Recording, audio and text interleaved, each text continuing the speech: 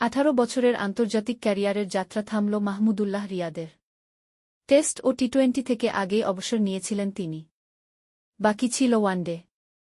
এবার সেই ফরম্যাটসহ আন্তর্জাতিক ক্রিকেটকেই বিদায় জানালেন মিস্টার সাইলেন্ট কিলার খ্যাত রিয়াদ।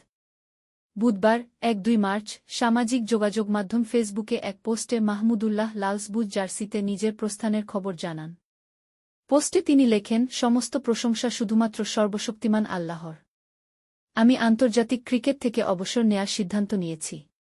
তিনি তার সতীর্থ, কোচ এবং বিশেষভাবে তার ভক্তদের প্রতি কৃতজ্ঞতা প্রকাশ করে বলেন, আমি আমার সব সতীর্থ, কোচ এবং বিশেষভাবে আমার ভক্তদের ধন্যবাদ জানাতে চাই, যারা সবসময় আমাকে সমর্থন করেছেন।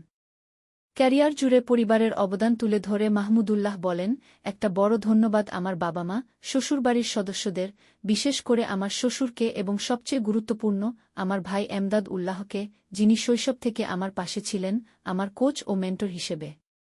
এ সময় নিজের স্ত্রী ও সন্তানের প্রতি কৃতজ্ঞতা জানিয়ে তিনি বলেন, সবশেষে ধন্যবাদ আমার স্ত্রী ও সন্তানদের, যারা সবসময় আমার পাশে ছিল, ভালো ও খারাপ সময়ে আমার সহায়তা করেছে। আমি জানি রায়েদ আমাকে লালসবুজ জার্সিতে মিস করবে।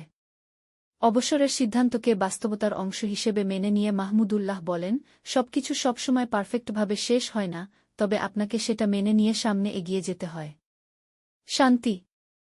আলহামদুলিল্লাহ। তিনি তার জাতীয় দল ও দেশের ক্রিকেটের প্রতি শুভকামনা জানিয়ে বলেন, আমার দল ও বাংলাদেশ ক্রিকেটের জন্য রইল শুভকামনা।